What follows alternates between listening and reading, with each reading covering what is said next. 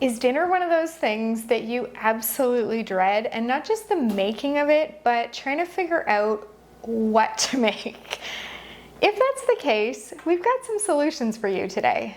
We totally do, and this is what you've been waiting for. Welcome to our September mega session. And we have been waiting a long time to do this, and boy, do we have a lot of recipes for you, and so many of them are new and awesome, and you're gonna love them. I hope we love them so that then you can love them. And yeah, it solves a lot of dinner problems. This will save you time, money, but most importantly, and the thing we love the best, that mental space of trying to figure it out, because we've got enough to figure out in our lives without having to wonder every single day, what's for dinner? Yeah, if the question what's for dinner makes you cringe or makes you want to cry or run away from your house and never come back, this is the solution. So you just stick around with us and we are going to show you what to do. And whether you've got a large family, a regular or medium size family, or you are cooking for one or two, we are going to have recipes and awesome tips for you today. We're going to be sharing tips all the way along the way. We are going to be making enough meals, hopefully, for both of our families to get through the next 3 months or so. Our freezers are bare, like empty. Yes, I'm ready for this infusion of fresh freezer meals, which is an oxymoron, but that's okay, because do you know what? We generally cook them up fresh. If you are new here and have never seen what we do before, you're gonna be so surprised and so excited, honestly, by the time we're done about what we do, how we do it, and I think you will see how this will fit in your life. Now we're gonna get started. Whenever we do giant mega sessions like this, it's always faster, easier, and of course safer to work with one protein at a time. So we're gonna start with some beef recipes today, and then we're gonna move on. We're gonna do some vegetarian, some chicken, some seafood, some beef, some pork. So like we've got it all, but we are gonna start with those beef recipes right now. And like I said, we're gonna pop back in here and there, give you tips and tricks, and of course be sharing how we make these recipes with you. So let's get started. We're gonna start with one of the easiest recipes, which is a grape jelly beef roast. We're gonna put our beef roast in the freezer bag, then add some grape jelly, chili sauce, a bit of allspice, and some minced onion. We're just gonna squish that all together in the bag to combine it. We're gonna get out all of our excess air, seal it, freeze it. When we go to cook this, it goes in the slow cooker, and we're going to shred it before serving. These Korean beef tacos are a new to us recipe. In our bag, we've got some beef roast. I'm gonna add some low sodium soy sauce, brown sugar, sesame oil, minced garlic, minced ginger. We like to use ours from a squeezy tube, some red pepper flakes, and just a little bit of pepper. Gonna again squish that all together in the bag. We're gonna get out as much air as we can, because when you're freezer cooking, air causes freezer burns, so we avoid it at all costs. Then we're going to seal that and freeze it. When we go to make this one, we're gonna cook it in our slow cooker or the Instant Pot, and then shred it. And you're gonna serve this on soft shell tacos, I think probably with some cabbage slaw and things like that, maybe some radishes. I think my family's really gonna like this new recipe. The Mississippi roast sloppy joes is a new recipe to us, and we love the Mississippi roast flavors. We have the chicken, we have the pot roast. We're doing this with the sloppy joes. I think we even have it for meatballs somewhere. I don't know if we're doing it today or if we have it already. We're gonna start out in our bag with our ground beef, again, that has been browned and cooled. We're adding in minced onion, but I accidentally added in diced onion, so we will go with that today, and done is better than perfect. We're adding in some minced garlic, a pinch of salt, some pepper, some sliced pepperoncini peppers, and then some pepperoncini pepper juice, some Worcestershire sauce, ketchup, a bit of butter, and a bit of beef broth. We're going to mix that around right in the bag. We're going to get the excess air out and seal it up. And then in a medium-sized bag, we're adding in sliced provolone cheese that you will then use when you have your sloppy joes and you're making these. You're going to serve it on these buns, and then put the provolone cheese right on it. So to make sure we have everything together, we staple it up at the end so it can all go in the freezer at once. Ground beef stroganoff is a classic. Our families both love this one. So for this, we've got our ground beef in the bags. For mine, I'm using a vegetarian ground round in place of the ground beef. Then we're gonna add some diced onion, minced garlic, sliced mushrooms, Worcestershire sauce, cream of mushroom soup, sour cream, parsley, and a bit of pepper. We're gonna again just get that all in the bag, squish it together to combine it, get out as much air as we can, seal it, freeze it. When we go to make this, we just heat it in the skillet. You could also do it in the slow cooker if you prefer. And then towards the end of cooking, you're gonna stir in a little bit more sour cream, and you wanna serve this usually on egg noodles. Since we've got the things out for the ground beef stroganoff, I'm gonna put together this crock pot meatball stroganoff. We've never done this one before. We love stroganoff, so I think it's probably gonna be a hit, but we'll have to wait and see.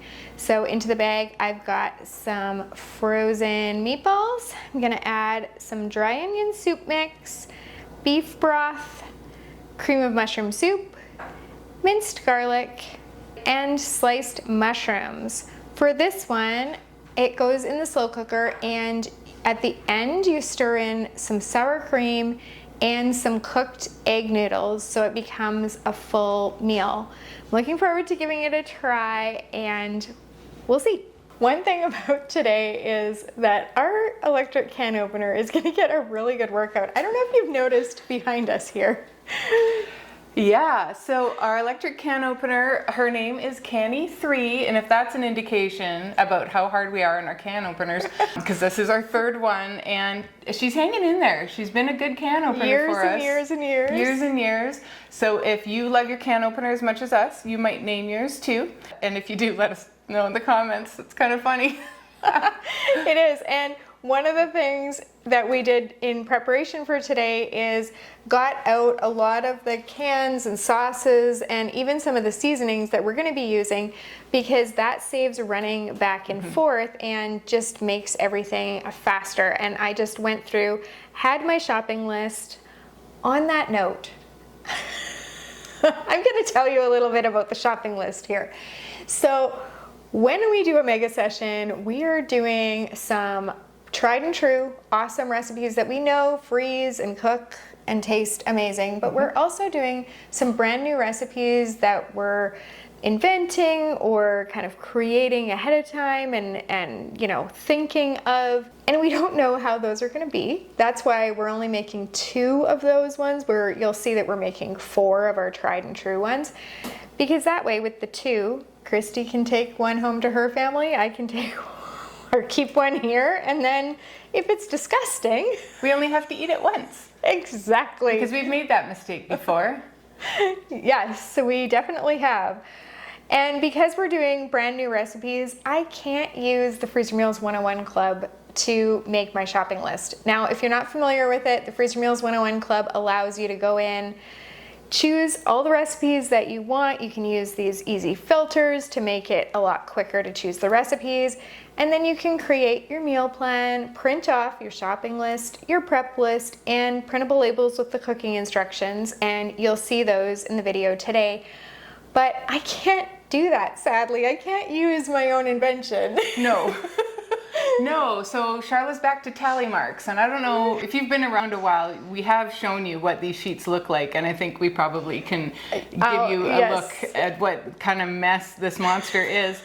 And she's really great at it. I'm really terrible at it, which is why she's the one that does the math on the front end.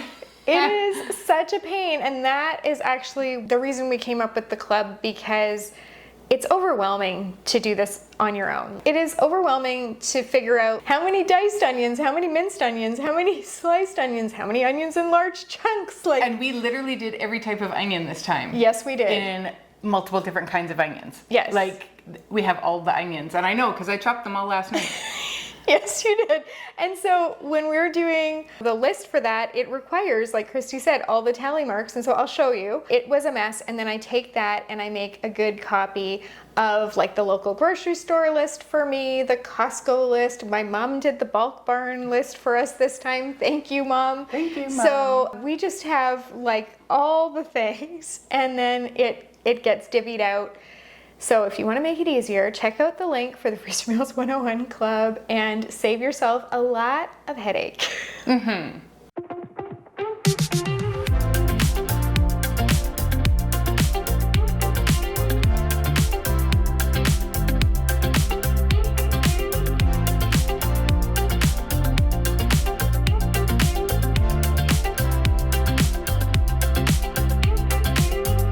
Spicy Arrabbiata sauce is one of my favorite ones to say. It is very tasty, it is very spicy, and you're gonna see why. So into our bag, we're going to add a diced onion, some minced garlic, San Marzano tomatoes, which are a very specific tomato grown in Italy. You can get it at Costco, you can get it at regular grocery stores. You can grow San Marzano tomatoes here as well, but usually the can comes from Italy. You add in some red wine, some tomato paste, some sugar, just the ittiest bit, some fresh chopped basil, lemon juice, red pepper flakes, cayenne pepper, and you can kind of load this up if you like it a little spicier. This is a half teaspoon, or you can scale it back a bit if you are scared of that much cayenne and you know your family. Italian seasoning, pepper, and some parsley. This one is super nice. You're gonna just make your pasta, you reserve some of the pasta water while you're heating up the sauce. And so when the pasta's done and you have that nice starchy pasta water, you put the pasta in with the sauce and add a little bit of the water, and it just gives it such nice slip, and you will feel like you are sitting in Venice or something eating this wonderful Arrabbiata sauce. Lasagna soup. This one was a request from Christy when we were talking about doing another mega session. She was like, please can we have lasagna soup? And I was like, oh my goodness, like yes, 1,000 times over. And actually as I was making it, I was like, maybe we should have made 6 so that we could each end up with 3, especially as we go into the colder months. Not yet, but it is coming. So these are gonna be so good. This soup is like hearty and spicy and like, oh, flavors, so amazing. So into our bag, we're gonna add some ground Italian sausage that's been cooked and cooled. When I cooked this, we were doing so much ground Italian sausage this time that I actually did 2 huge, like to the top crock pots full of the Italian sausage, and I cooked it up in there. It's just the easiest way for me to get it all done. And then when it was fully cooked, I drained it, got rid of the fat, and then put it in a container for overnight so that it was nice and cooled for today when we went to use it. So we've got our ground Italian sausage in our bag. Then we're gonna add oregano, basil, minced garlic, red pepper flakes, salt, pepper, bay leaves, fennel. I added less fennel into Christie's because her family aren't big fennel fans. Nutmeg, diced onion, fire roasted diced tomatoes, tomato paste, and chicken broth. If you prefer, you can leave the chicken broth out and just make a note on the bag to add it on the day of cooking. I squished that together in the bag and sealed it. I also added a cup of ricotta cheese into a quart-sized freezer bag and stapled that on there so that when you make this, you are going to like let it boil up, and as it's simmering, you can add some noodles in there. We like these ones, I forget the name of them, but they look like little mini lasagna noodles. Sometimes they're called mini lasagna noodles. These are, oh, I should take one out and show you. You'll see, it's really cute. So this is just like a little tiny little lasagna noodle. I like to add those in there, and then when it's all done and you go to scoop it into bowls, then you can add little dollops of that ricotta cheese. Oh my goodness, and some Parmesan, and I like to add some extra red pepper flakes to mine. So yes, this is like kind of gourmet and homey all at the same time. So you can see us in here, but one thing that isn't coming through your screen is the lovely aroma in this kitchen right now. One of the new recipes that we're trying out is a sweet potato chili. A roasted sweet potato chili. So part of our prep this morning before we started filming was to get all the peppers and the sweet potatoes, and there's a bit of garlic mixed in there. There's got to be some onions.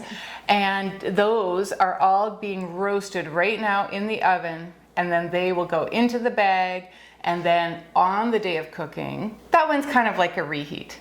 But most of these, almost entirely, are frozen raw and then cooked on the day of. And I'll tell you why. It's because it just tastes fresher. It doesn't taste like leftovers. People often complain about freezer meals that way. Oh, it just tastes like leftovers. Things get mushy. No. Not the way that we do them, and that's part of our process, is putting the recipes through their paces, making sure that they freeze nice, making sure that they thaw nice, and that they cook up nice and still taste nice. Like, all of these check marks have to happen before we give you a recipe. So we do have a one-off today where we have to cook up the peppers. We could have done it last night as part of prep, and that's okay. See, they're done, and that's why it smells so good. Okay, I'm gonna grab them actually. Good timing. Oh, that looks awesome.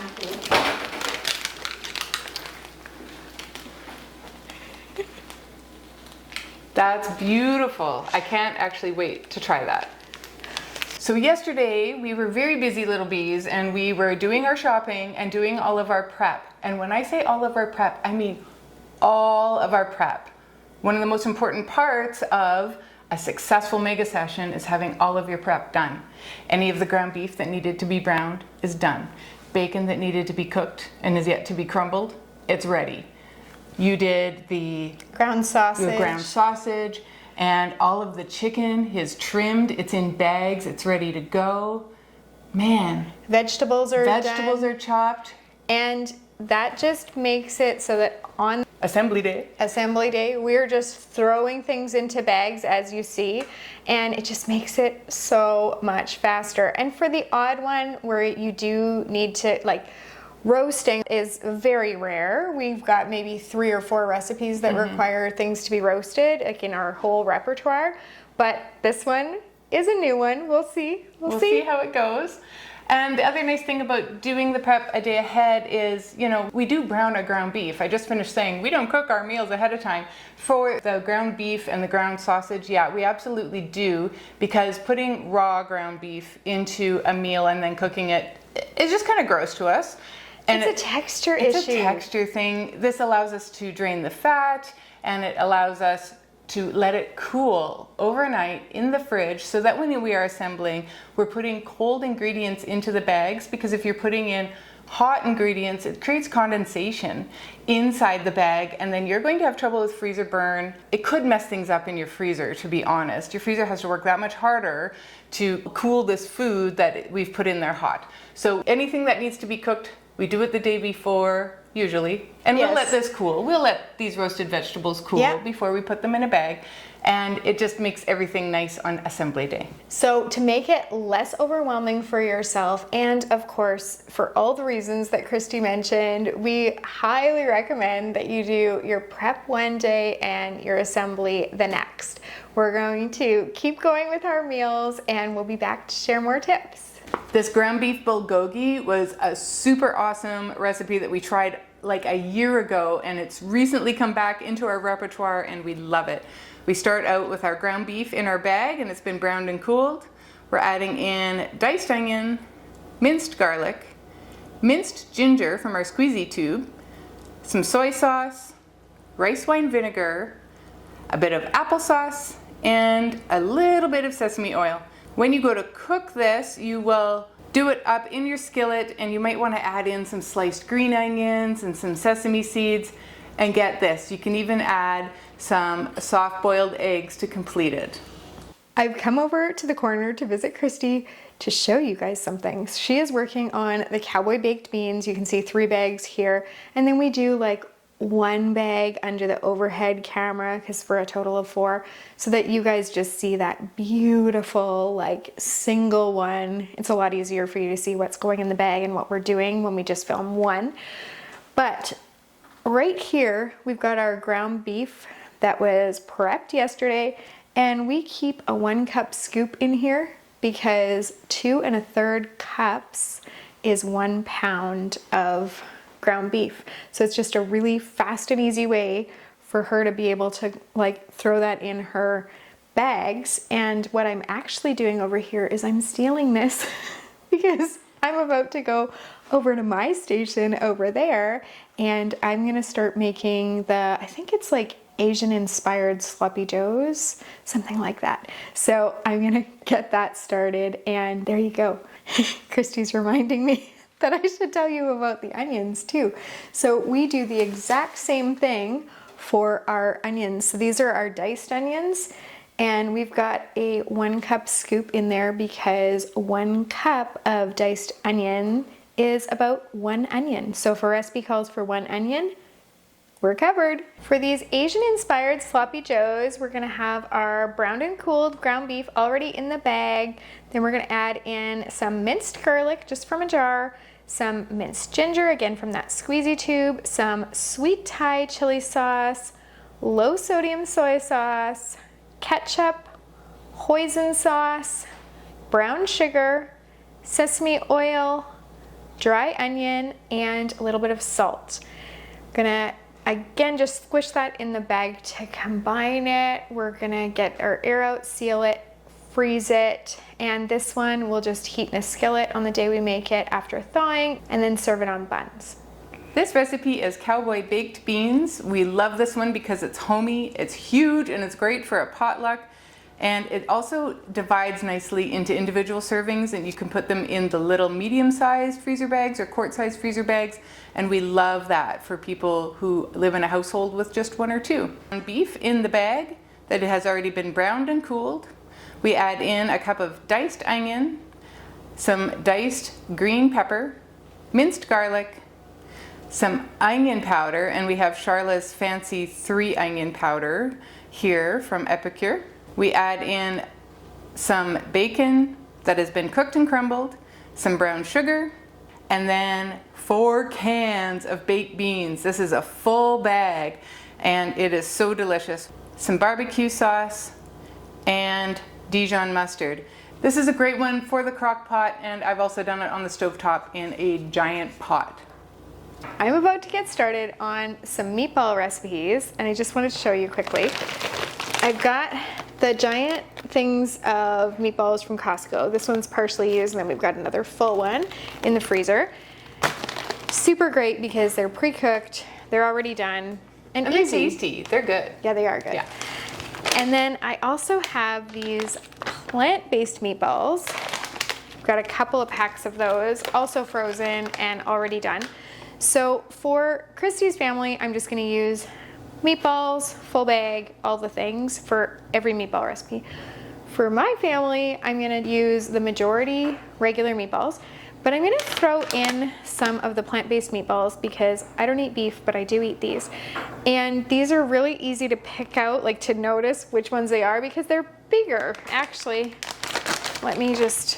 I'll do a demonstration. So this is one of the plant-based meatballs. And I guess I should actually hold them both at the same time. All right, so that's the size difference there. So you can definitely see that I'll have no problem picking mine out of the bag. And that way, when we go to serve it, I can still try the sauce, I can still enjoy the meal, but my family will be happy and I will be happy. There you go, on to meatballs. And that is another reason why freezer meals are fantastic, because you can always curate exactly what you need in your freezer bag. You can try accommodate as many people in your family as you can, either for preference or for diet. It's really great. Absolutely. One of our favorite recipes ever is this sheet pan sweet and sour meatballs. This is one of those ones that once it goes into your freezer, you're lucky if it gets frozen before your family starts digging it out and wants to eat it. It is really, really good. So we start out with our meatballs. I threw a couple of those bigger vegetarian ones for Charla in her bags. And so we start out with our meatballs in the bag. We add in some frozen green beans. We add some pineapple slices just out of the can. They've been drained. We add in a sliced onion, some brown sugar. We mix the brown sugar with flour because the flour is going to thicken it a bit, and by mixing it in with the brown sugar, it's allowing it to not get clumpy, and it'll mix nicely with the rest of the liquid in there. And we're adding in some vinegar and water and some soy sauce and ketchup. Man, that's it. This is so easy. You can serve this with rice, or you can serve it just like it is, and people will just like climb over each other at the table to get it because it is that good. And it's super easy. It's a sheet pan. Man, it's all just done at once. Christy's working on, what are you working on? Oh, Slow cooker enchilada orzo. and it's a new one, but it looks pretty interesting. It's very saucy. I'm excited about that. It's got fire roasted diced tomatoes in it, which is always good, and it's got enchilada sauce in it, and I could eat a newspaper if it was covered in enchilada sauce. Except that we've proven that that isn't true because we've twice tried to invent enchilada recipes that did not work. Well, one was the white sauce one, although it did work actually. But with the red sauce, it was like that chicken slow cooker, like, and then you thought maybe not in a slow cooker, maybe I'll bake it, and you tried to salvage it. I think I blocked it out. It must have been bad. It's traumatic, no. But anyway. This is a vegetarian recipe. We've moved on. Yeah, we finished all of our beef and we've moved on to vegetarian, and I'm working on gnocchi, so I've got a vegetarian gnocchi, and then I'll move to a sausage gnocchi, which will like transition us into the pork. It's our segue. Because one of the things when you're freezer cooking, we've already said do all of one protein at one time, but another thing is if you can use like ingredients, then that also saves you time. So across multiple recipes, and it saves you money. Earlier we were doing, I think it was the Korean beef tacos, and then next I did the Asian inspired sloppy joes. The reason I did them back to back was because they used a lot of similar ingredients, and if you get all those ingredients out and you have them out, again, it just saves time. But the real reason we wanted to pop in again isn't just to tell you that we transitioned into a new protein. It was because something very tragic has occurred. Our can opener That we were just talking up earlier. Canny 3, and we know that because we wrote her name on the bottom. Bought on, February 22nd, 2020. Good luck, Canny 3. So, you know, she's done a good job for us. But today she's just kind of crapping out a little. I guess it was the amount of cans. Maybe she took a look at that and was said, like, nope. I'm out. Peace. And so this is traumatizing. I was like, of all the times for the can open, sometimes we hardly have any cans. We do a mega session, we hardly have any cans. This time, tons of cans. We have the corn chowder coming up. Like we can't do this without her. So we're bridging the gap. We don't know what we're doing, but I was like, I have this thing. Charlotte has one of these. I don't know if you've ever used these. It's battery operated. I don't have high hopes for it because it's battery operated. Like, it's going to get a workout today. It was in the box, so I've never used it before. So we threw some batteries in there, and we're going to try open a few cans and see how it goes. If all else fails, good old elbow grease. We have like manual can openers, but who wants to do that with that many cans? Yeah, so we're thinking we might need to have a little funeral service for Canny 3 and transition her to the scrapyard. I think so. To the electronics heaven in the sky. But we're gonna power through, and yeah, let's keep going, and you can get back to your slow cooker enchilada orzo. It's a mouthful. Pardon the pun. And I'm gonna go over and finish some gnocchi. This slow cooker enchilada orzo looks really, really interesting. It's a new recipe to us. I made two, one for me and one for Charla. We start out in our bag with fire roasted diced tomatoes, always give a great, great smoky flavor. We'll add enchilada sauce, some green chilies, vegetable broth, some kernel corn. I put too many black beans in. Just as I'm reading this, I didn't measure them out, I did the can, and that's my fault. So we have too many black beans in there. And we really try to make it to the proper recipe before we get, carried away with alterations, but sometimes we're tired and we just jump in. A little bit of cream cheese that's been cubed and then some salt and pepper. Then on the day of cooking, you're going to want this orzo pasta. If you haven't used it before, it's teeny tiny pasta. It looks like rice. And so I've just got 2 cups of it here into the medium-sized freezer bag, and I staple it to the big bag so that I have everything that I need. Now, if you want, you can chop up some cilantro and add it to it.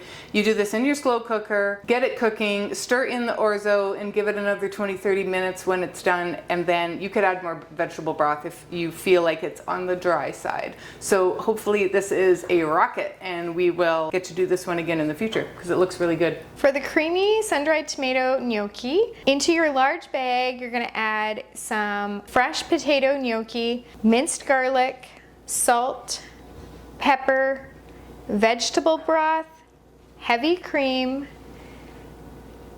Parmesan cheese, sun-dried tomatoes, basil, and red pepper flakes. Squish that around, get out our excess air, seal it. Then in a small quart-sized bag, we're gonna add some mozzarella cheese that's shredded. We're gonna staple those 2 bags together above the seal so that on the day that we go to cook it, when we're cooking it in the skillet, we can just add that mozzarella cheese at the very end. This one cooks up so super fast. We'll have dinner on the table.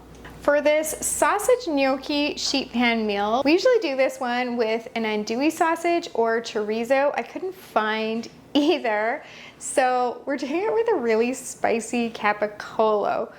We did put a note on Christy's bags that these are spicy to warn her kids, and so that she remembers 2 or 3 months from now if she goes to make it and forgets. So into our bag, we've got that sliced capicola sausage.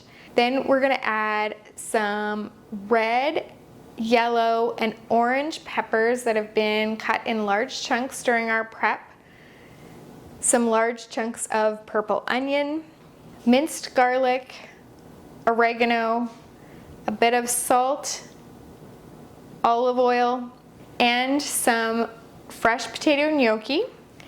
Then we're gonna just squish that together in the bag. It's a pretty large bag, so it does make it a little bit harder to mix in there, but we like to seal it first with the air in it, then give it a good mix, then take as much air as we can out and get it into the freezer. This one just cooks up all at the same time on a sheet pan, so you have your full, complete meal. Even with your veggies and all the beautiful colors, this one is gorgeous. For the roasted sweet potato chili, we've got those great roasted vegetables already done. We're gonna split that into 2 bags. And then in our bag, we're gonna add some black beans that have been rinsed and drained, diced tomatoes, chili powder, bit of salt, some cayenne pepper, and some cinnamon. I think this is gonna be a really nice one for fall between the cinnamon and the colors and the sweet potatoes and all the things. Then on the day we make this one, we're gonna thaw it, put it in the slow cooker. This one, when you serve it, you could top it with some diced avocado, cilantro, sour cream, like anything in that flavor profile. And I think it's going to be good. We'll see. This one's really an experiment with the whole like roasting ahead thing. So we'll see how it goes and we'll let you know. We're gonna recap day 1 for you. And what would I say about today? I would say that we pulled through with some tough circumstances. Not the toughest we faced, I'm sure. No, definitely I did not have to visit the dentist this morning before we started. You didn't go to a funeral tomorrow on day 2. I'm not going to a funeral on day 2. You only have one minor appointment tomorrow. Yes, so we've definitely faced much harder circumstances during mega sessions, but we got started Late. a few hours later than we usually do, and Completely my fault, but yeah, who cares? Because sometimes it's my fault. it So has happened. I had a minor gnocchi mishap. So, Which is kind of funny because her daughter was here, and when we were having lunch, that girl was Butterfingers. Like, seriously, everything she dropped touched, everything. she dropped everything. The tuna salad on the floor.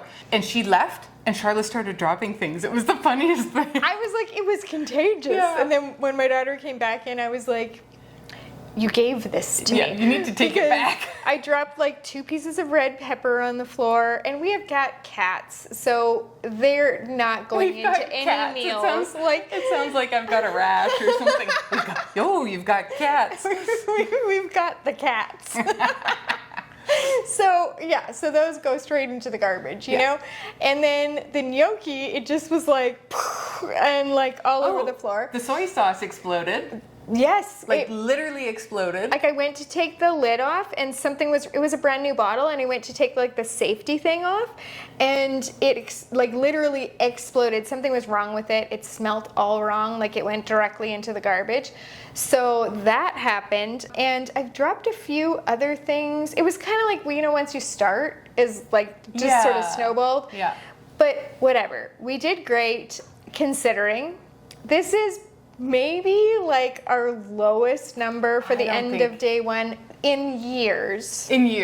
However, we're gonna get to an earlier start tomorrow. It's gonna be in the same video for you, so just, you know, come join us. And we are at 46 meals, so we're not halfway yet, but it's okay because tonight Christy's gonna see if she can find an electric can opener. Oh, we tried our little red doodad, and it's noisy and slow and awful. If you cover your ears, we're going to show you what it's like.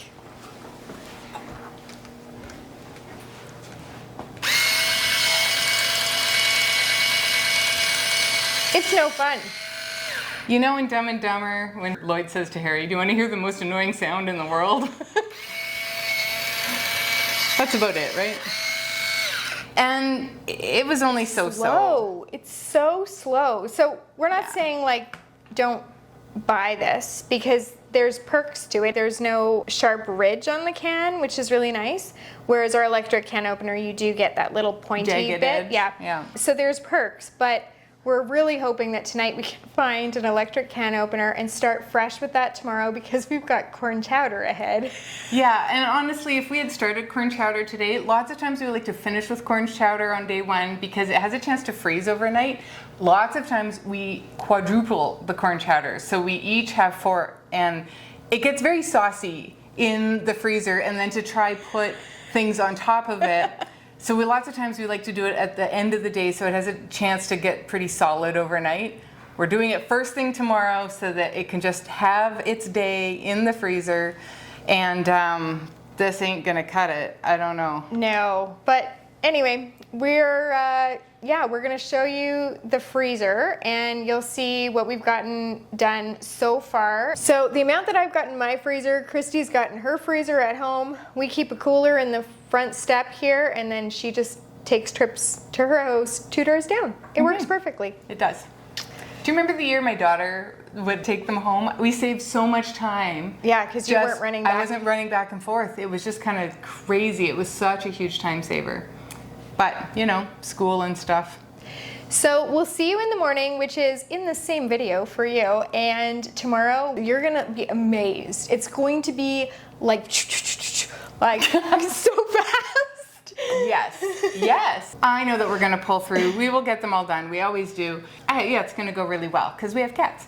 It's all about the cats. We've reached the silly portion. It is the morning of day 2, and we are like bright-eyed and bushy-tailed. We are today. I'll tell you, I was dragging yesterday. I was dragging when I got here late.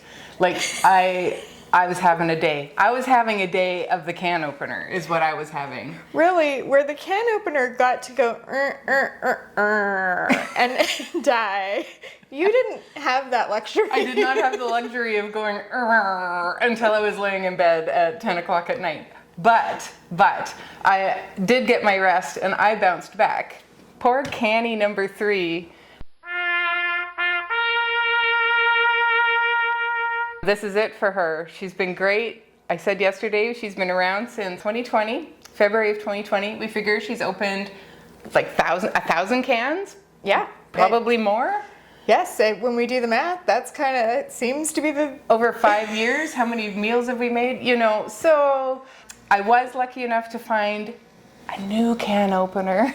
That's what Christy was doing last night, was shopping for and she had to take her son for a haircut, so she went into town to do that. And we went for dinner because he asked, and I'm like, yes, I've had a big day, and we can go for dinner. And so we went for dinner. We went to the restaurant where my daughter works, and she was working. And she was working, so we got to see her. It was like a little family reunion, except my husband is at work. And while I was sitting there, I was looking online. I was one of those people sitting at the table on my phone because I needed to find a can opener. And we live in a small city, it's a town. We're next to a big city, but I did not have it in me to go to the city. And I found one at Walmart, and it has good reviews. It'll do the job. Not this one, but we'll move on to, this was a Cuisinart. We're moving on to a Hamilton Beach. I think it'll be just fine. Let's do the unveiling. So this is our new Hamilton Beach. It was called a tall. Weight for weight, Canny outweighs it probably by twice, like twice as much. Has a knife sharpener in the back. Don't know if I trust it. I think we'll start with a crappy knife that we don't love and just see how it goes before we put our good knives through it. And it has storage for its cord, which is funny because they never get put away. Like, honestly, we use it so much. It just sits on the counter, really. This part is detachable and comes out and can be washed. And this part, once it's in, oops, it's hard to do backwards, can tuck away. Ooh. So something I don't love about it is that this part is plastic. The housing is plastic. The stuff inside is metal. I don't love that it's plastic. Metal, you know. So there was one that was more expensive, but I would have had to wait 3 days. And we did not. We didn't have 3 days, and I'm like, you have big shoes to fill here, mister. I don't know why this is a boy and this one's a girl, but. We'll see how this one performs before we gender it. Yes, yeah, I don't know. Just kidding. We'll name it probably at some point if it holds up throughout the day. We'll see. It had good reviews. We'll see how it goes. But there was one I had my eye on, but you know, we'll have to see. And honestly, I think I would buy this one again. It's done really well. And we were saying this morning, my husband was down in the kitchen and we were sort of cleaning up. Oh, I'm going to show you some video of what this place looked like last night. Now, I will say that we didn't leave it in that state. No. Like, we did some cleaning last night. But then this morning, you know, I was emptying the dishwasher, reloading, like kind of doing some final tidying up. So my husband was down here and the three of us were talking about this can opener. And then we sort of realized, yeah, it's meant for home use, and we've kind of put it through like industrial use. We kind of have. Would we have made those same amount of meals over the past 5 years? Possibly, but probably not. Like, I don't know. And if you're making like one meal at a time, then you probably take out your handheld can opener and open your can of black beans, right? Right. But when you're making 110 meals at a time or whatever, you like, and you're opening maybe 50 cans, maybe 100 cans, maybe 150 cans, who knows, depending on the session, you're not really going to want to do this. Now, we used to. We used to in the beginning, and I think over the years we've gotten faster at making freezer meals, and this was one of the ways that we got faster. When we first started, we literally would have like 2 full days of assembly and sometimes a third if we couldn't get it all done, and we were like barely eking out 110 meals. And now we've done 156 in 2 days with filming. Yes, because filming slows us down. Filming slows us down so much. And so because we do all the overheads, like you've seen the B-roll. It's a lot. But we have just gotten so much faster because of things like how we are organized, how we do one protein at a time. The can opener made a huge difference in that. Taking out all of the ingredients that you need for the recipe before you get started with the recipe. So you can just go bloop, bloop, bloop, right? Doing recipes in succession that have similar ingredients so that you have all the things out already. Like all these little tweaks. They add up. And of course, doing the prep ahead is probably the number one like tip that we have for you. And my favorite prep bit about that was trimming the chicken the night before was a total game changer for us, because when initially I would stand here and trim the chicken while Charlotte would do the sauce and then do another whole recipe meal while I was still trimming chicken, and then I would use the sauce and do the thing. I would start on my next batch of chicken. And I would stand here for like 4 hours trimming chicken. And it was crazy. Okay, the other thing is I've started using scissors to trim my chicken. Kitchen scissors, total game changers. And so we have 3 chicken recipes. Boneless, skinless chicken thighs. We have other chicken recipes. Which take the longest to trim because I think we might they have the most corners. We have 4, but we're only doing 1 and 1. Oh, yeah. It got complicated because we were going to do this honey harissa chicken, but we could not find harissa paste anywhere. And so I am still interested. I did invent a recipe for it. I'm still interested to try it, but we might have to order it online or something, and we'll do it another time because What is harissa? I feel like it's going to be Middle Eastern or something. Yeah. There will be some store in the city that we could go to and get the best, I'm sure. Oh, maybe one of the places I go for the Thai food ingredients. Or for the pita. Yes. Like the al salam. Yeah. We'll find the harissa. We will share that recipe with you, but we couldn't do it now. Yeah. And we had bought the chicken already. So we're doing 2 in the place of that 1. And so whatever, it gets complicated, but we have a fair amount of chicken this time, but not as much as we've had in the past. Not as much as we've had in the past. And I bought it at Costco by the case. If you have 6 trays of chicken, you can ask them, can I have a case of boneless, skinless chicken thighs, and you will get it at a reduced rate. It's like 50 cents off a kilo, but that's $1 a pound, right? Almost, roughly. And so it does add up. So I was able to buy these at a reduced rate. And then, yeah, I just had my laptop sitting on my kitchen counter and I watched the end of Love is Blind UK while I was finishing up trimming the chicken. Oh, goodness. Trash TV goes great with prep. That's all I'm saying. And on the note of the buying the case and getting a little bit off, there's so many things that you can do when you're freezer cooking to reduce the bill, like massively. We recently did a boot camp. I'm gonna tell you that we are having another boot camp. So we did a Fill Your Freezer boot camp. We are having a Crocktoberfest boot camp. So it's going to be a slow cooker freezer meals boot camp. 2 days, we're gonna get you stocked with some meals. It's gonna be super, super, super fast and easy. You're not even gonna believe how easy it was for you to do this. And it's gonna get you started on this. It's gonna be a great way to like dip your toe in and see if this is for you. So we're gonna have the link to sign up for that below in the description. So yes, go sign up for Crocktoberfest Boot Camp. It's the party of all parties. That's an exaggeration, but it is really fun. We have fun. We totally have fun. We had fun, and the people that were there had fun. We love doing live sessions. Don't worry, there's a replay. If you can't make it, you can always catch the replay. And we just think it's really great to get you started. A lot of people don't know about what it actually takes to make a few freezer meals, so we are going to just hold your hand and show you how easy it is.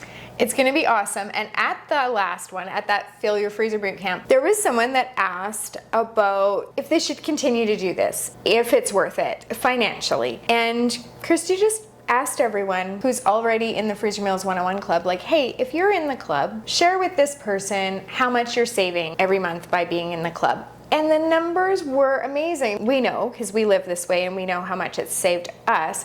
But it was like for people living on their own, it was like $200 a month. For people in a family, it was sometimes $400. I think I saw the number $600 go by because it was someone that used to eat out a lot and doesn't anymore. Right. You factor in that amount, right? If you're not spending it on groceries, you're eating it somewhere. So, you know, your delivery apps and your eating out and your restaurants do add up, and that's part of that expense, right? So you are saving by eating at home.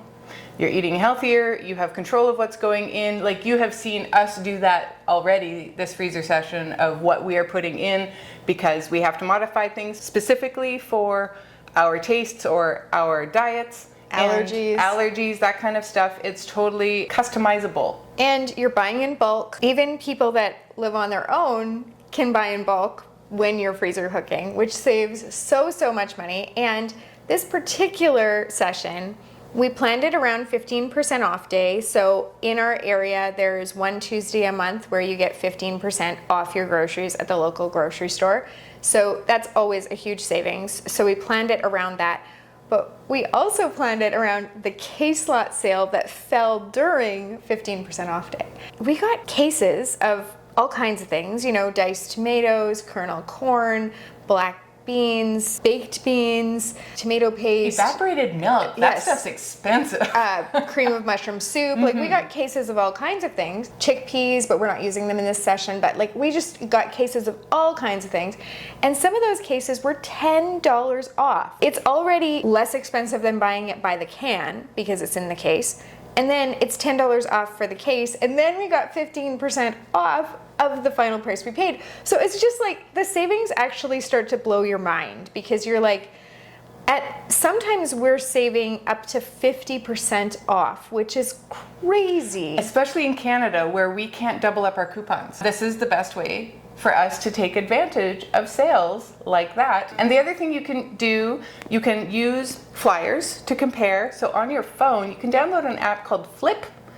You know, we should get Flip to sponsor us, for real, because we always tell people we talk about Flip. Flip will have all the flyers for all your local grocery stores, and you can compare them in the app. And grocery stores that accept competitor pricing, you can show them your Flip app. At least you can at our grocery store. You can say, hey, wait a minute, I can get this here for this, and they'll honor it. They really, really will, because they want your business. And it's worth it. It's just worth it to do that extra little bit of work. And if you're just comparing flyer prices, but you're not doing the honoring competitor pricing thing, then you're having to drive from store to store to store. That's time, and you know, we all know time is money, but gas too. So it ends up costing you. So if you're able to do your shopping all at one store, if it's a store that honors competitors pricing, then you're able to save, again, more time, more money, and headspace, because who wants to try to keep track of where all the things are at and where you've got to go in that day, right? No, and now that we've done the big shop, especially of the case lot stuff, we don't have to stress about, are we getting the best price on these diced tomatoes the next time we go and do this, because we already know that we did. Yes. Right? And one thing that I will mention too, just, you know, because we showed you the mess of the kitchen, you now might have an idea that we're pretty honest about things. So we're also going to say that, you know, even as long as we've been doing this, we still make mistakes. So I made a math mistake about the meatballs. So my mom is running to Costco for us today, and we did all the meatball recipes yesterday, but we're going to have to finish one of them today. I made a mistake and forgot the pork roasts. So is she picking up the pork roasts too? Good. I totally missed it on my list. Like, I really missed it. And so I did not buy the pork roasts, so there was none. So we thought that we did, you know, all of the beef yesterday. We did all of the beef we had in our possession. Right. We're going to do a little bit more of the beef today with one more meatball recipe. It's a new one, and it sounds interesting. It's like honey bourbon. Honey bourbon, I know. So it's going to be good. We'll see. We are also doing today the rest of our pork. So we've got ground pork lefts and the pork roasts that we don't yet have, and the bacon. We have a little bit of bacon. I had used a bit of the bacon yesterday in the Cowboy baked beans. Yeah. Which is a beef recipe, but it's also a bacon recipe. So if you are in the club and you want to make Cowboy baked beans, you can type in Cowboy baked beans, but you could type in beef and they will show up. But you can also click the pork button and they will show up, because that is what is all in this recipe. So that's just another way you can filter it. But the Yeah. first thing that we're gonna make this morning is corn chowder. And it's a messy one and it has a lot of cans. So we're gonna see how Mr. Hamilton Beach performs and we'll go from there, okay?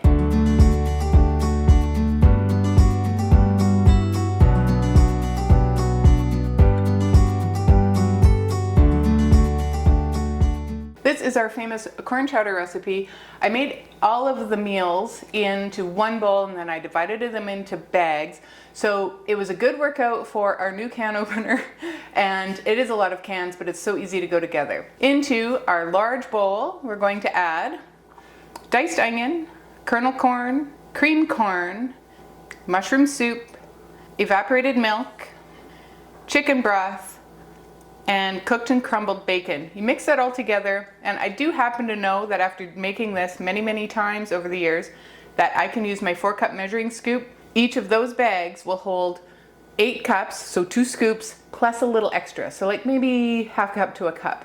So I kind of have it down to a science of how much goes into each of those bags so that they're all distributed evenly, and it just makes it so much faster. And this is a recipe that we have often made 8 of because we love it so much. It's very homey. Everybody seems to like it, and it's just a fast and easy one to put together, fast and easy to make as well on the day you go to eat it.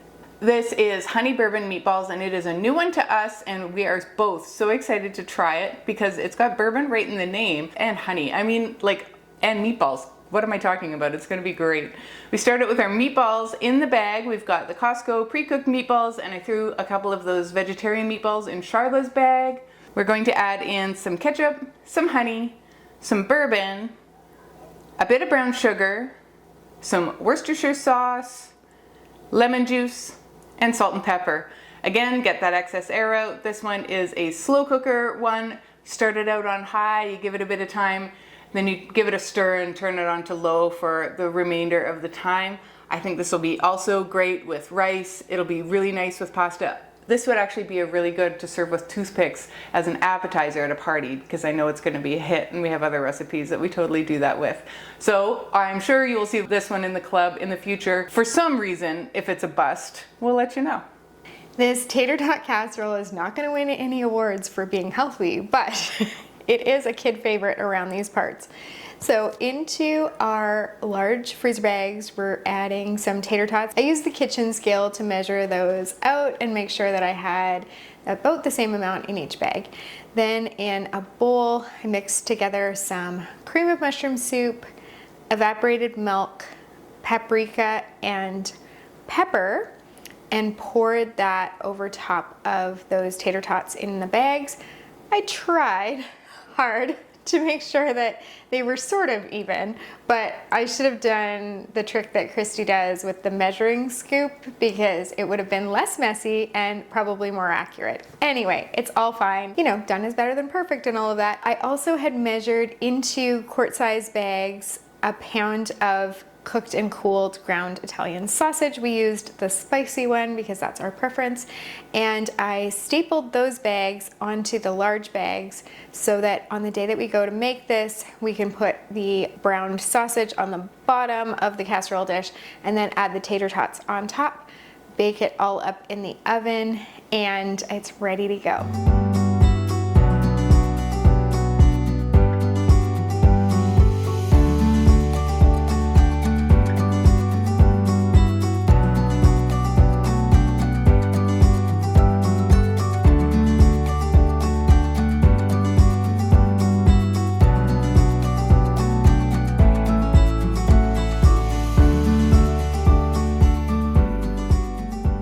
This is our maple Dijon sausage and vegetable sheet pan. This is a great full meal that goes onto the sheet pan, so everything is done at once. The aroma when this is cooking is out of this world, and it tastes really awesome too. Plus it's pretty. Into our bag, we're going to add our garlic sausage.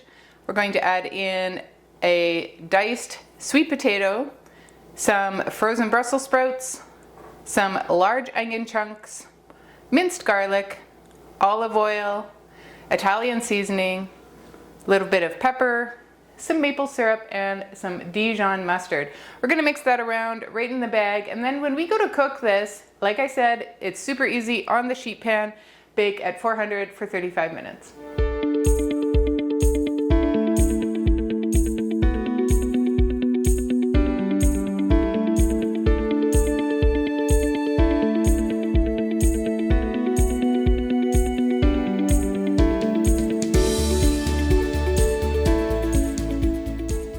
This hearty sausage and zucchini soup is so perfect for fall. In our freezer bag, we've got our browned and cooled Italian sausage, some pasta sauce, or you can use red sauce, some white kidney beans that have been drained and rinsed, diced zucchini. My sister-in-law gave me some garden zucchini, so I was able to use that for this. Some peeled and diced carrots, diced onion, minced garlic, and then I put some of the chicken broth into the pasta sauce jar and mixed it around so that I got all the remnants out of the pasta sauce, and then added the rest of the chicken broth right in here. If you prefer, you can of course add the chicken broth on the day of. Just make sure you make a note on your label to remind yourself. Then I got the air out of that, sealed it. That is in the freezer, ready to be cooked up in the stovetop or in the crock pot. And when you cook it, you can also add some small noodles like macaroni or small shells. This is the sheet pan tortellini and kielbasa. This is a big recipe that has a lot of meat, a lot of vegetables, and a lot of tortellini. So I am making this all in a bowl, and then I'm going to transfer it into our freezer bag. So we start out with our sliced up sausage. You can use kielbasa, you can use garlic, you can use Ukrainian sausage. We're going to add in our cheese tortellini. We'll add in our frozen vegetables, some olive oil, minced garlic, paprika, salt, and pepper. Mix that around so that everything is coated nicely with the oil and the seasonings. Into a medium-sized freezer bag, we're going to add some Parmesan cheese, and then we're going to seal those up really well, remove all the air, and then we're going to staple those two bags together. So when we go to cook this, we can put it all in the sheet pan, sprinkle the Parmesan cheese over top of it, and just bake it at 350 for 25 or 30 minutes, stirring occasionally, and there is a full meal for you. And it looks like it's going to be a really great one. It's a new one, so we'll have to see how it works out. This is the Tuscan tortellini skillet, and this is a new one for us. So I'm only making 2 of these today, and as I mentioned before, we almost had a tortellini emergency, but we had just enough, and it looks really good. Into our bag, we're going to add our Italian sausage that has been browned and cooled. We're going to add in diced onion, minced garlic, some pasta sauce, diced tomatoes, chicken broth, heavy cream, a bit of pepper, and then the tortellini. We're going to mix it all together right in the bag and then get the excess air out and seal it up. When we go to make this, we're going to add the bag into the skillet, as it's mentioned in the name. We're going to bring it to a boil and cook it for 8-ish minutes. We're going to add in some fresh spinach and let it wilt. And then we're going to serve it, and it's going to be great.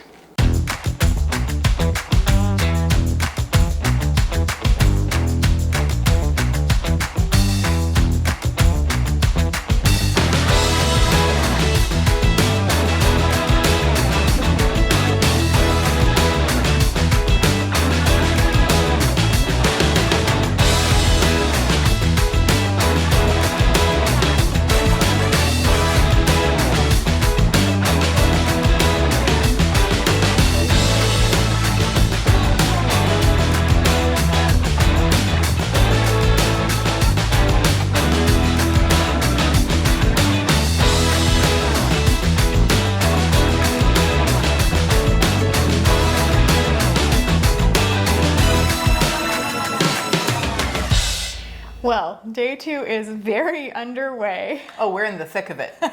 We are in the thick of it. So some interesting things have transpired. Nothing earth-shattering. We thought we had a tortellini emergency, but we did not. Yep. It was a math emergency, and it was a imposter syndrome. Like there was a conscience issue Yes. on my part, because I'm like, did I screw up that? But I didn't. It was all there. It's okay. We have enough tortellini.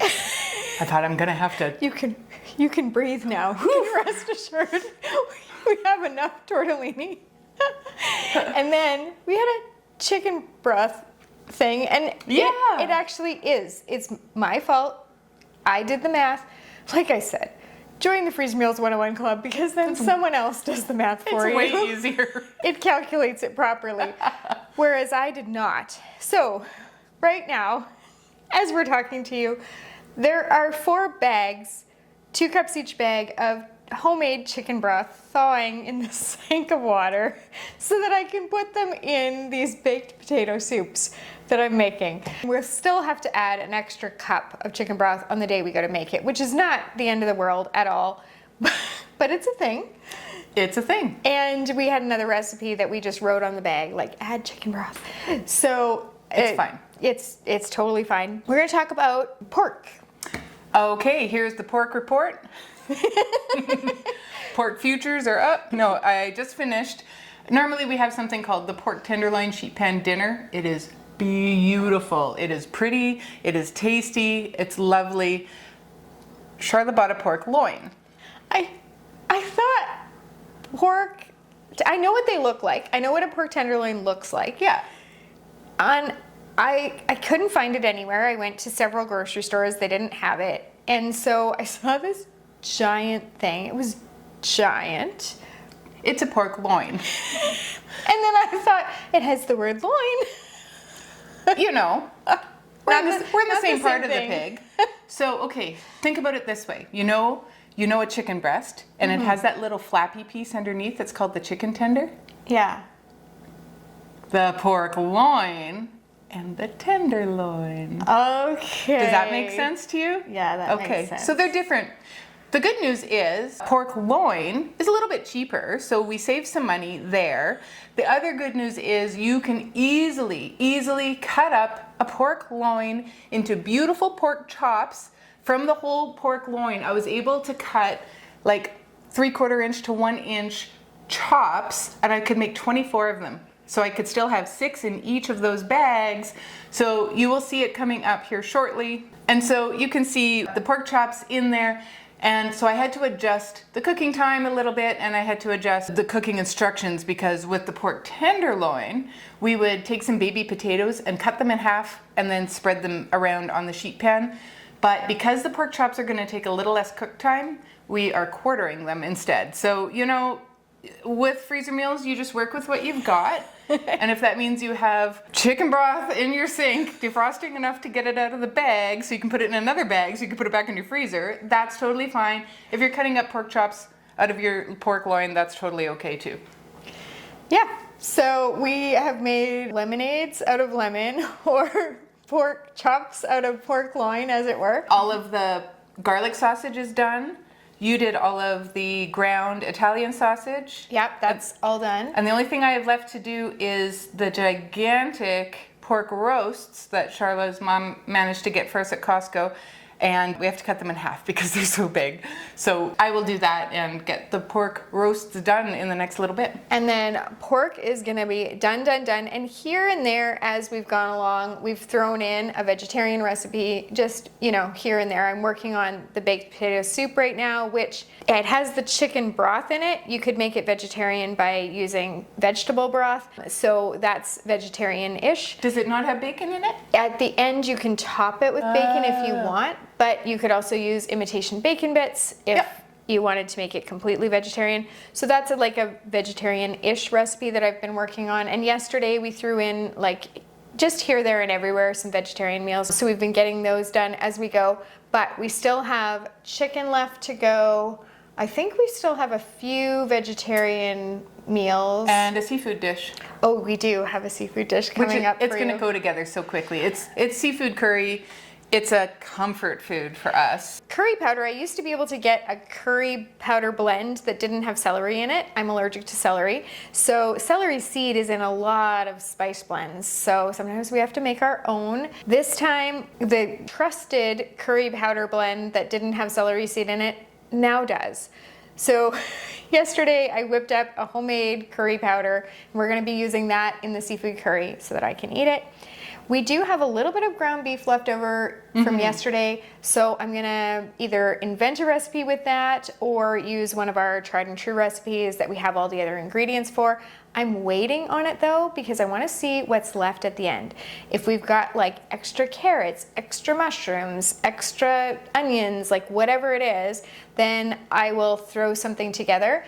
If we have like a real hodgepodge, then it often ends up being a soup because you can. But right now, we still have sliced mushrooms. I don't We have a know. lot of them. You called for 40, and I think there was probably 25 to 30 in each. So there, we have a little extra mushrooms. We have some wiggle room. So in the end, it may end up just being more ground beef stroganoff if... Nuh-uh, we're gonna do Kathy's lazy roulade. Oh yeah, that's true. Okay, we did talk about this yesterday, and it's simple because all it needs is onions, which we have. We're pretty sure we'll come out okay on onions. Pickles, which we have. The ground beef, and then a gravy packet.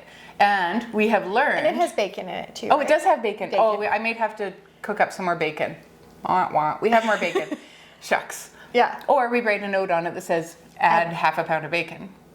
Yeah. But we can do it. We'll figure it out. So that's coming along too. So thank you for sticking with us this long. We also have out some snack stations. We've got some spicy dill pickle hummus happening that we talked about yesterday. And then we've got veggies from, Christy and I have been doing a CSA, which stands for Community Supported Agriculture. So we get fresh vegetables every week from a local farm, and we've been sharing it between our two houses, and so we've got like garden fresh carrots and good things over there. So we're just giving ourselves a little energy boost. When you're doing this, you want to keep your hydration up, so we're drinking water, and for myself, I'm having some caffeine in the form of tea. And you also want to keep your energy up with, you can play a good playlist, get some music, keep your spirits up. If you get the privilege of doing it with a friend. Yes. You get to visit. You get a good visit in, let me tell you. We've had some tears today. There's been some tears. It's okay. We're okay. There's been a lot of laughs and just lots of catching up. So yeah, I feel like it's been a while. Great. There was something else I thought of I wanted to tell you. I do know. It's more book club. Okay. The Book of Fear. No, The Gift of Fear. Have you read it? I know all about it, but I don't think I've ever read it. Oh my goodness. If you haven't read it, you need to read The Gift of Fear. Everybody needs to read The Gift of Fear. Yeah. Men, women, teenagers need to read that book. It's super powerful because I've seen important. I've seen like a documentary-ish thing. Well, and he was on Oprah like 30 years ago, and that's kind of when it went crazy. Yeah. Such an interesting book. Such a good book. So I want to hear about that. So we're gonna get back to the meals, but yeah. So those are your this innings tips is like keep your energy up. Hydration, food, and music or chatting. it's so cute when you do sports references. I don't know anything about sports. I have no idea what I'm talking about. I'm just like, people understand sports. I don't, but people do. So anyway. You used them correctly, so I think you did great.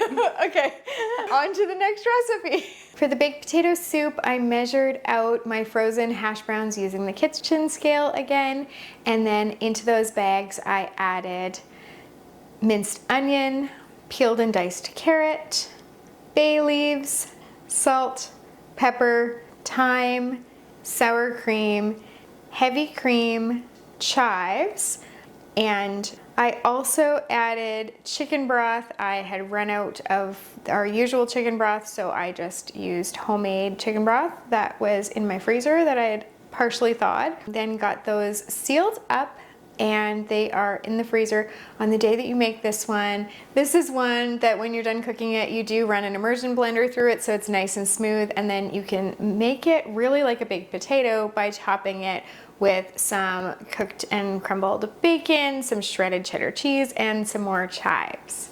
The seafood curry pasta is a total fan favorite at my house and at Charlotte's house too, and I know that this was totally put on there to be comfort food for me, which is really, really great, and you would love this too. It sounds a little weird, but I promise you it is so fantastic. Into our large bag, we are adding some sliced onion, some sliced mushrooms, some chopped sun-dried tomatoes, some curry powder, cream of mushroom soup, and evaporated milk. We're gonna just mix that up in the bag, get the excess air out and seal it. In another bag, we're going to add some shrimp. We get the raw shrimp that has the tail off, and then we also add in some scallops. Charla is the only one in her family that likes scallops, so she just wants a couple scallops, which I am okay with because that gives our family the rest of the scallops, and so we're quite greedy about them. It's very exciting for us. You're gonna get the excess air out of that bag, and then you're gonna staple these two bags together. When you go to make this, you'll allow everything to thaw, get your sauce going, and then make up your pasta. It also goes really nicely on rice. We have done that. We usually like to do penne pasta with it. And then once your sauce is bubbling, you add in your seafood. Once that's cooked, you mix it in with the pasta, and you have this beautiful, mild curry with the seafood. It is just delightful, and everybody should try it. This is the pork chop sheet pan dinner, formerly known as the pork tenderloin sheet pan dinner. But because we had the pork loin, I cut it up into pork chops, and I was able to put 6 pork chops in each of my freezer bags, and then I could build them from there. So starting in our large freezer bag, we have our pork chops. We're adding in some rough chopped carrots, some onion chunks, salt and pepper, some olive oil, balsamic vinegar, and a bit of honey. We're going to finish it off with a couple of sprigs of rosemary. We're going to mix that around in the bag and get the excess air out and seal it up to freeze. When we go to cook this, it does vary a little bit from our pork tenderloin. We're going to lay it out on a sheet pan, and we're going to take some baby potatoes and we're going to quarter them, mix them in with the vegetables and the pork chops right on the sheet pan. Then we're going to bake it at 350 for about 30 minutes. You want to check it with a meat thermometer. Pork is properly cooked when it is 145 degrees Fahrenheit, and you can take it higher than that if you want, but it is safe to eat at that point. And then you want to let it rest a little bit and let all of that juice just get soaked up in those pork chops, and it's going to be really great. Moroccan Tagine is a new one for us. We have a few Moroccan dishes that are in our repertoire that we love, love, love. So we're guessing that at least the spice profiles and things we know we're gonna like. And we just wanted to try sort of a vegetarian inspired one. We do have a chicken tagine that's really, really good. So for this, into our freezer bag, we're gonna add some peeled and diced carrots, some chopped zucchini, salt, minced garlic just from the jar, cumin, diced onions, peeled and cubed sweet potato, cinnamon, minced ginger from the squeezy tube, lemon juice, some chopped dried apricots, and some vegetable broth. On the day we go to make this, this just cooks up in the slow cooker, and hopefully it is as good as our other Moroccan inspired dishes.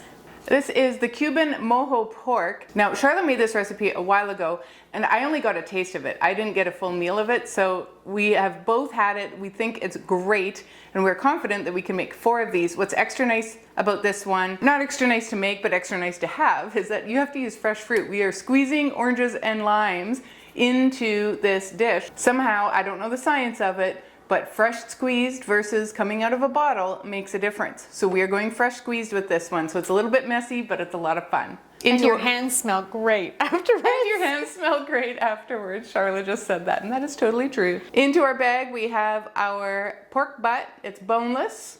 We're going to add in some freshly squeezed orange juice, some freshly squeezed lime juice, and some salt, cumin, minced garlic, and oregano, and that is it. Mix that around in the bag, get the excess air out. This one is low and slow in the slow cooker. I am going to try mine in the Instant Pot, so hopefully when we do put this in the club, we'll have some Instant Pot instructions for you as well.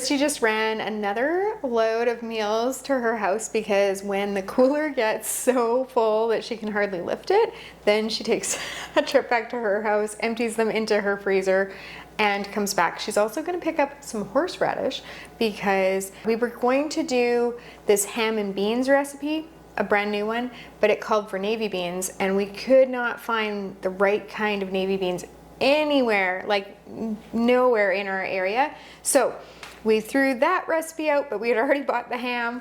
So we're just gonna do our glazed ham, and for that I need horseradish. And because it wasn't on the original plan, I did not buy horseradish. So Christy's also gonna pick up some horseradish when she's at her house. And I'm quickly going to share some of the other recipes with you because our just turned 3-year-old is about to come home and it's about to get loud in here. So it'll be a lot more challenging to tell you all these things. So I'm gonna tell you about the baked Venetian chicken. This one's a little bit different because it is bone-in, skin-on chicken. A lot of our recipes we do with boneless, skinless chicken breasts or chicken thighs. This one is chicken thighs, but the reason that I chose it for this mega session is in our Frizz Meals 101 Facebook group, somebody recently put a picture, maybe it was about a month ago now, but they put a picture of their baked Venetian chicken and they said, Charla and Christy, I actually kind of didn't believe you when you said that this went from freezer to cooking up and still was crispy. But she's like, I was pleasantly surprised, loved it, and we'll totally make it again.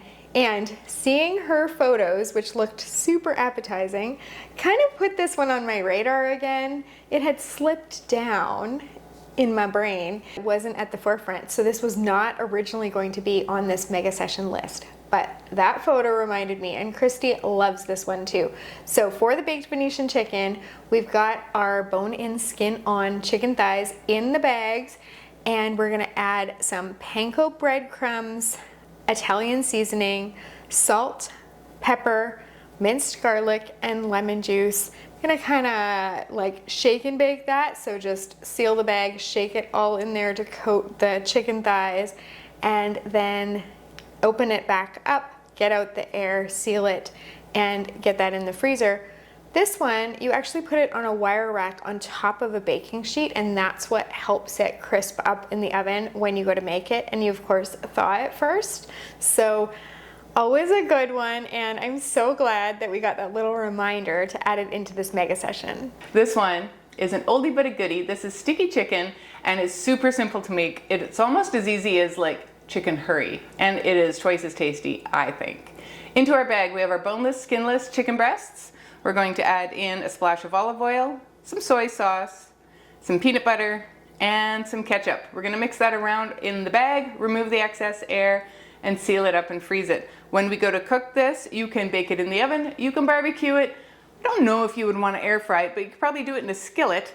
And any way that you want to cook this, it's always a welcome thing at the table. I like to have ours with rice, but I think you could probably have it with potatoes or pasta, and it'd also be great. This Cola chicken is one that I recently did in a video. I'm actually going to pop that video right up there for you if you're interested. And that one is just some super quick dump and go meals. And this one couldn't be easier because it's like 4 ingredients. So this is the Cola chicken. The reason we're making it in this session, same reason we're making the next one, which is a tequila lime chicken, is because my family tried these and loved them, but Christy's family has not tried these yet. So we're only making one of each. And I wanted to get an overhead video of them as well, so that's the other reason. I was transferring phones that day, so I couldn't get overhead videos of anything because I do the overhead videos with my phone. So that's the other reason. That's also the reason that we're doing the Mojo Cuban pork, because I needed overheads of that, and that one was so good that we're actually making 4. And Christy did get a chance to try that one because she tried it at my house one day. So she knows that it's amazing, and that's why we're both gonna end up with 2. We'll be really happy about that.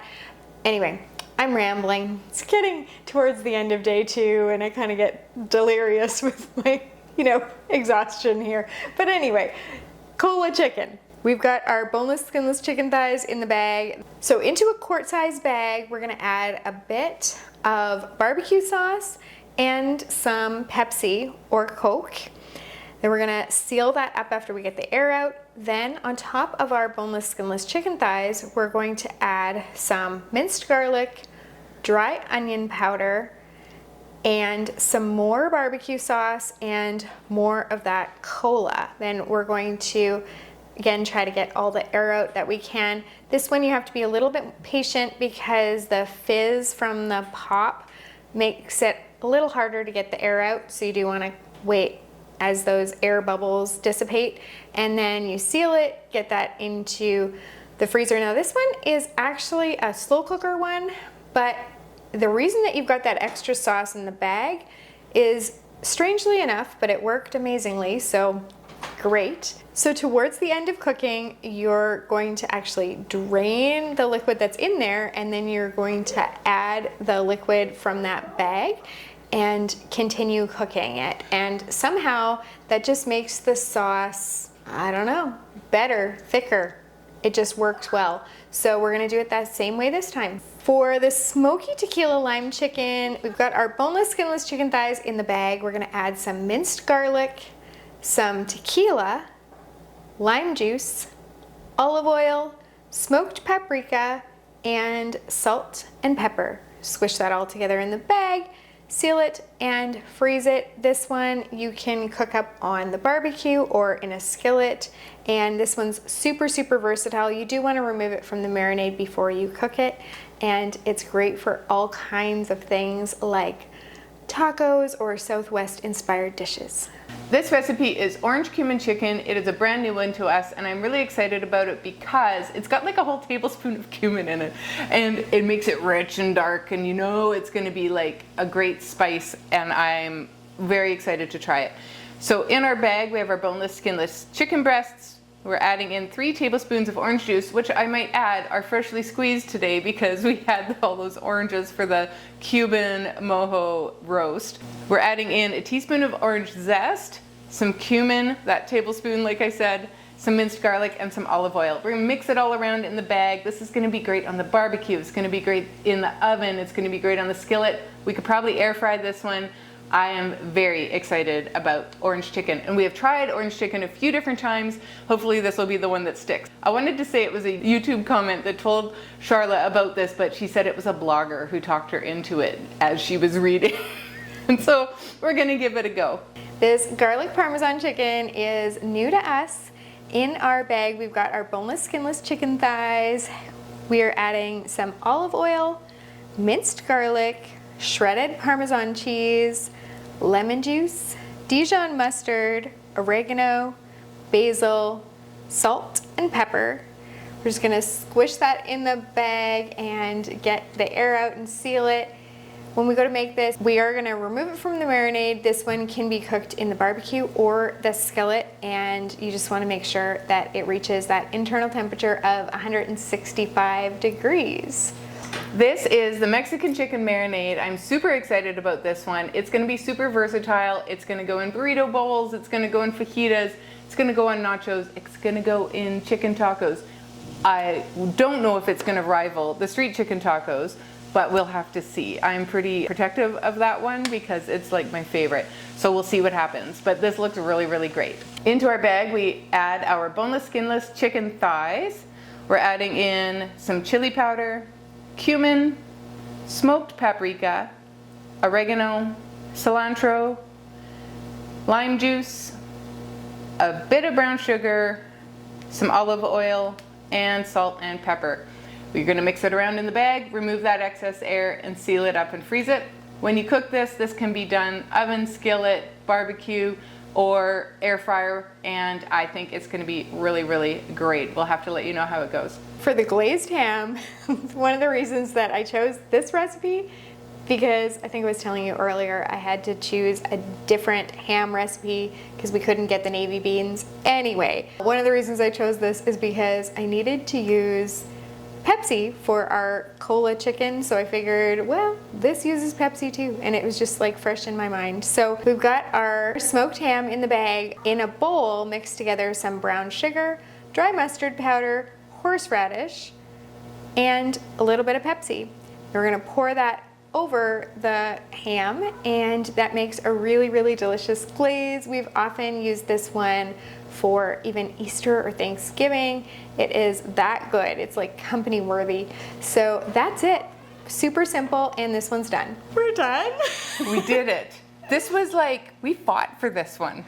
We really did. There's a bit of background that like we didn't explain all the things, but I was literally writing the shopping list. I told you that the shopping list was like that it's a lot of work and whatever. I don't remember if I told you that I was writing most of the shopping list in the vehicle on an 11.5-hour drive to go to a funeral for my husband's cousin in another province. So, and then I came back immediately before we started this. And you had similar things going on. Like it was just, we fought for this one. That's We a did. Good way of We saying fought it. for this one. And it feels so piddly because it was only like, okay, the grand total is 107 meals. And I'm very proud of these meals because we fought so hard for them. And a good chunk of them were brand new, which means we only made 2 of them, which means we did all of the work that we would have done for 4, but we only ended up with 2 meals. Yeah, because it's so much faster when we make four of each, then we can do 130, 140, 150, and then those totals sound so impressive, and they are. I'm not disputing that. Celebrate if you double a meal and you end up with 2 and you freeze one and you eat one tonight. But these 107 were in some ways more of a celebration than our 156 because we know what we had to go through to get to them. And here's the thing. We needed these meals. Like, we needed these meals in the week or 2 leading up to this, and we just didn't have them. Like, we had run out of freezer meals, which really never happens to us. That doesn't happen. I had done a mega session a while ago, so I wasn't as in bad a shape. And it's usually the other way around, where I am like bone dry, and you have a few kicking around. And then I also did my lunches, which doesn't mean we're going to eat those for dinner, because I did like pull-aparts and like the pizza pull-apart, pizza bombs, and I did all kinds of things. But it took up room in my freezer. So there was a lot of Tetris happening in my freezer today to fit just 107 meals. What if we had done 130 or 140? Like, forget about it. I couldn't have accommodated. So this was the perfect one. I'm so glad to have them. I'm really, really happy with what we ended up with. And I will tell you, like, at the end, we usually throw some things together with what we had left over. We actually had like almost the perfect amount of onions prepped. So usually we end up with like a lot of onions, and then I'm just adding them onto like nachos or into breakfasts or whatever for the next week or so. Yes. But this time we were like right out of onions. I actually had to slice one up for what I've got going on the stove right now. And what that is that we did have some leftover sliced mushrooms, zucchini, diced zucchini, and then I cut up a jalapeno that was not prepped, but I sliced up a jalapeno, and I cut up 1 onion, I diced 1 onion, and I've just got it sauteing over there, and that's gonna be omelette filling. It works really, really well. We've done it before, and it's a perfect way to use up those extra sliced mushrooms and zucchini. We don't like anything to go to waste. And then you can add that into your omelet, and you don't have to do any chopping, which is fantastic. A great way to get an easier start to the morning. I also made a breakfast hash with some frozen hash browns that I had in the freezer, some bacon. We had a little bit of cooked bacon left, so chop that up. The very last of the onion and some chopped green pepper that was left. I only had enough for 1 bag of that, but I made that, and then we did do Kathy's Lazy Rouladen, which is... It's a crowd favorite, and it's so weird because it is a weird recipe. Yes, it's unusual, and if you haven't tried it, you might want to try it. You will find the recipe link in the description below. But we're going to tell you something kind of exciting about Kathy's Lazy Rouladen if you're a fan already. So for those of you that don't know, I'm just going to quickly go through what's in it. It's ground beef, sliced pickles, minced onion, and that cooked crumbled bacon. That's it. However, this is the news. This is the game changer of Kathy's Lazy Rouladen. You know how we tell you that you can trust the recipes in the Freezer Meals 101 Club and on our website, freezermeals101.com, because we really put them through their paces, we test and we retest. Well, even once it makes it there, we still are pushing the envelope, seeing what's possible. So Christy did an experiment. I did. So the part that's in the bag that Charlotte told you about is the first part. When you dump that into your skillet, you fry it up, then you use a little gravy packet and you make the gravy and then you dump it on and then you serve it with some boiled potatoes is usually the way that we do it. And so our gears got grinding one day and we're like, what would happen if we put that packet of gravy, the powder, right in with the ground beef and the bacon and whatnot? And so I did it.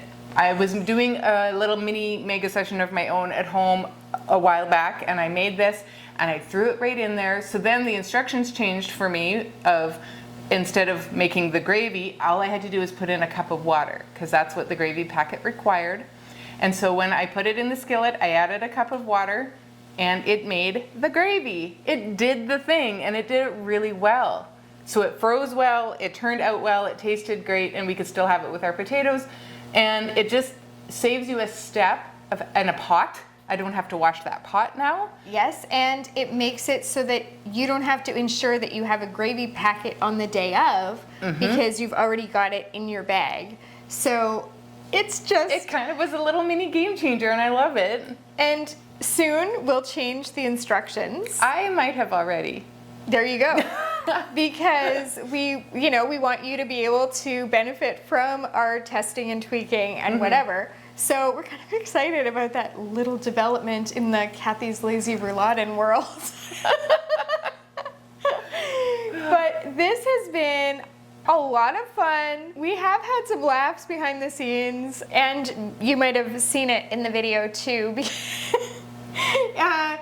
It is a lot more fun to do freezer meals with a friend. Absolutely. But if you're doing them on your own, then one of the things you can do is just watch our YouTube videos, have us running in the background so that we can keep you company, or better yet, you can join the Freezer Meals 101 Club, because then you can come to our live monthly cooking classes where you're literally like live with us. So it's like we're in your kitchen. You can ask us questions and we're cooking with you. We're cooking together. So you're not doing it on your own. So you can find links for the recipes, not all the ones we made today because the experiments, you'll have to wait and see if those make the cut. But any tried and true recipes, you'll find those links in the description below. You will also find links to the Freezer Meals 101 Club, that really sweet Facebook group that we told you about, and the link to see more information about the Freezer Meals 101 Club. I want to thank you for joining us, and I'm going to give a special shout out to Charlotte to thank her, because a lot of these meals were actually tailored to me, because some of you are following this story a little bit. My mom, I have moved her from my hometown to live near me, so she's 20 minutes away. She's just needing more care. She's in her 80s and she is in a place where she needs more care, and she is able to get more care there, plus I can help her. But that has made my life very, very busy in a very specific way. And so when Charlotte said, you know, what do you want for freezer meals this time? I'm like, I need complete meals. I need sheet pans, I need crock pots, I need casseroles that it can just bang and it happens, because I never know when I get a call that I gotta go, you know? And that's kind of where we're at right now. And so I appreciate that. Thank you very much. Thank you very much.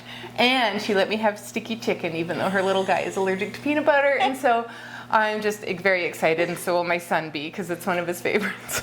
Yeah, I tried to, usually Christy gives me a lot more input. And I was just too busy, honestly. Yeah, like she picks a lot of the recipes and I pick and I invent new ones, but there's always, like, of the tried and true ones, she gives a lot more input usually. And so what I kind of did is, like, went through our recipes and looked through the club and thought about, like, what do I know Christy loves? Like, what's comfort food for Christy? Yeah. And so this one was a little tailored. It was a little tailored to me, so, you know. It was a little love letter in the form of freezer meals. And that is the title of this video. That's awesome. Yes, so thank you for joining us for this love letter. And I hope you enjoyed our reveal. We have a lot of meals going on in Charlotte's freezer. It's awesome. And we have those same ones going in mine, although it's like between 3 freezers right now because there really was a Tetris moment where I'm like, this isn't going to happen. I'm just really grateful to have them. Freezer meals do change lives, and you should just get on this wagon. Thanks for being here, and happy cooking. Bye.